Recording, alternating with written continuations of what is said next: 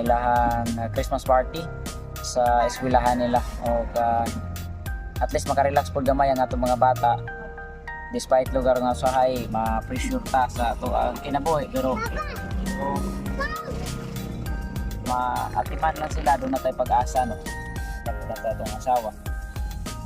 wala incentive sa pressure sa kinabuhi kita tanan doon nga kasi napilian niya kanang tanan kamahin ang pagsubo sa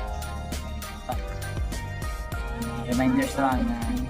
kailangan na dili ta maundang sa pagpaningkamot maundang sa pagdiskarte kinabuhi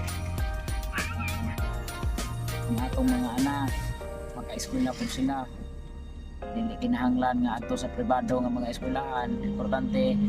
madasa sila ang mga pagtuon Christmas break man karon dili